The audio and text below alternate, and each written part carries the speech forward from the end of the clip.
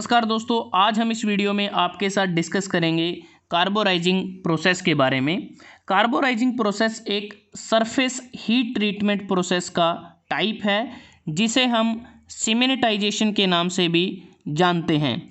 और इस प्रोसेस को करने का मेन पर्पज़ ये होता है कि हम जो वर्क पीस होता है उस वर्क पीस के सरफेस को हार्ड किया जाए, मतलब कि उस सरफेस की जो हार्डनेस है उसको इंक्रीज़ किया जाए कार्बन कंटेंट को सरफेस पर इंक्रीज़ करके।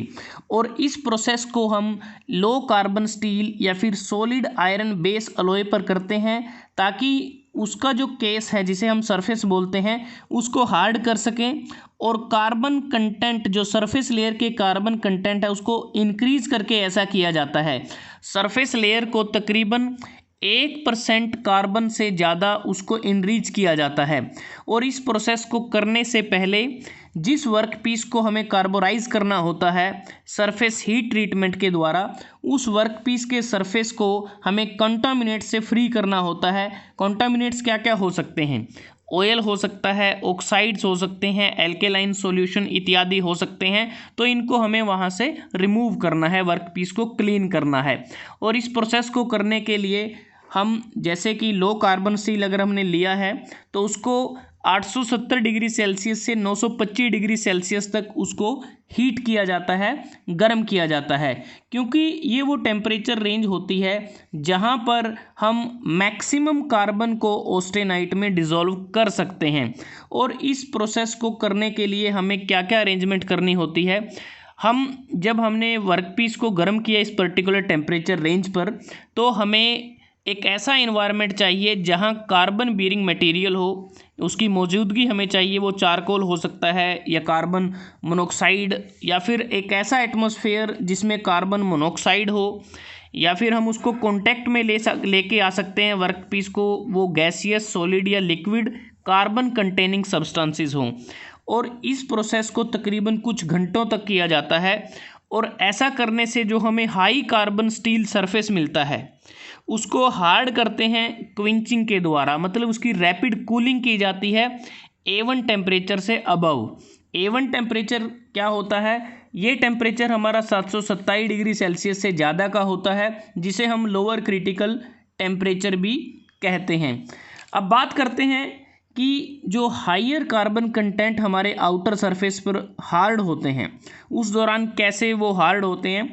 उस दौरान एक ट्रांसफॉर्मेशन होती है, वो होती है ऑस्टेनाइट से मार्टनसाइट। क्योंकि हमारा मेन पर्पज़ ही यही है कि हमें मार्टनसाइट की हार्ड लेयर चाहिए सरफेस, जो वर्कपीस का सरफेस है वहाँ पर हीट ट्रीटमेंट के बाद। लेकिन जो वर्कपीस का कोर होता है वो सॉफ्ट रहता है और वो टफ रहता है।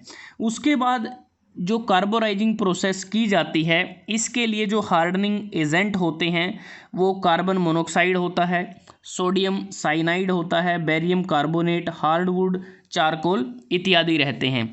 और इस प्रोसेस को करने के बाद एक वर्क पीस की क्या क्या करैक्टरिस्टिक्स हो सकती हैं? वर्क पीस का जो कोर डेप्थ है वो तकरीबन 0.25 इंच तक रहता है, क्योंकि जो वर्क पीस का कोर है वो अपनी टफनेस और डक्टिलिटी को रिटेन रखता है, लेकिन वो प्रोड्यूस करता है केस हार्डनेस या सरफेस हार्डनेस जिसकी डेप्थ 0.25 इंच तक हो सकती है। जो हार्डनेस होती है वर्क पीस की सरफेस हीट ट्रीटमेंट के बाद वो RC65 होती है। और जो कार्बोराइजिंग है, कार्बोराइजिंग बेसिकली जो चेंज आते हैं डायमेंशंस में उसको नेग्लिजिबल होते हैं, काफ़ी नेग्लिजिबल चेंजेज आते हैं वर्क पीस की डायमेंशन में, लेकिन हीट ट्रीटमेंट के दौरान डिस्टोर्शन आ जाता है। तो ये कुछ करैक्टरिस्टिक्स हैं कार्बोराइजिंग प्रोसेस की। उसके बाद हम बात करते हैं कि ये जो प्रोसेस होती है कार्बोराइजिंग प्रोसेस, ये कितने टाइप की होती है। कार्बोराइजिंग जो प्रोसेस है वो डिपेंड करती है कि हमारा कार्बोराइजिंग मीडियम क्या होता है। उस मीडियम के आधार पर ये 3 प्रकार की होती है: pack carburizing, gas carburizing, liquid carburizing. जो पैक कार्बोराइजिंग प्रोसेस होती है इसमें सॉलिड कार्बोराइजिंग मीडियम होता है, जैसे कोक हो सकता है या हार्डवुड चारकोल हो सकता है। जो गैस कार्बोराइजिंग है इसमें हाइड्रोकार्बन गैसेज होती हैं, जैसे प्रोपेन है या फिर नेचुरल गैसेज हो सकती हैं, जो कार्बोराइजिंग मीडियम है। लिक्विड कार्बोराइजिंग में फ्यूज्ड बाथ होता है कार्बोराइजिंग साल्ट का, जैसे इसमें हो सकता है सोडियम साइनाइड, हो सकता है बेरियम क्लोराइड, हो सकता है। तो इस प्रकार से जो कैटेगराइजेशन है कार्बोराइजिंग प्रोसेस की वो की गई है कार्बोराइजिंग मीडियम के आधार पर। अब बात ये आती है कि हमें जो पर्टिकुलर टाइप है जो सिलेक्ट करना है, इन तीनों में से किसकी ज़रूरत होगी, वो कुछ फैक्टर पे डिपेंड करता है। जैसा कि हमारी जो रिक्वायरमेंट क्या है, हमारा जो वर्कपीस का जो सरफेस है उस पर हमें कितनी हार्डनेस प्रोवाइड करनी है, हमारी डिज़ायर हार्डनेस कितनी है, उस पर डिपेंड करता है हमें कौन सी प्रोसेस फॉलो करनी है। या फिर जो इक्विपमेंट की अवेलेबिलिटी है उस पर भी डिपेंड करता है हमारी प्रोसेस। और तीसरा कि हमें कितने क्वांटिटी ऑफ पार्ट्स को हैंडल करना है। तो ये 3 फैक्टर हैं जिसके आधार पे हम सिलेक्ट करते हैं कि कौन सी जो कार्बोराइजिंग प्रोसेस है वो हमारे लिए सूटेबल रहती है। अब बात करते हैं कि कार्बोराइजिंग प्रोसेस का टिपिकल यूज़ क्या रहता है। टिपिकल यूज़ यही है कि जैसे हमने बताया कि हमारा पर्पज़ ये होता है कि वर्कपीस के सरफेस को हार्ड करना है, क्योंकि सरफेस पे कार्बन को इनरीच करना है तकरीबन 1% तक। तो उसके लिए जैसे बेरिंग में ये किया जाता है कार्बोराइजिंग प्रोसेस, गियर के केस में किया जाता है, कैम शाफ्ट इत्यादि के केस में ये प्रोसेस की जाती है। तो दोस्तों आज हमने इस वीडियो में आपके साथ डिस्कस किया कि कार्बोराइजिंग प्रोसेस होती क्या है, किसका पर्पज़ क्या रहता है, इसको कैसे किया जाता है, ये कितने टाइप की होती है, और इसके जो टाइप हैं हमारी नेक्स्ट वीडियो में 1 बाय 1 हम डिटेल में डिस्कस करेंगे। अगर आपको ये वीडियो अच्छा लगा आप इसको लाइक कर सकते हैं, शेयर कर सकते हैं अपने दोस्तों के साथ, स्टूडेंट्स के साथ, और चैनल को सब्सक्राइब करना ना भूलें।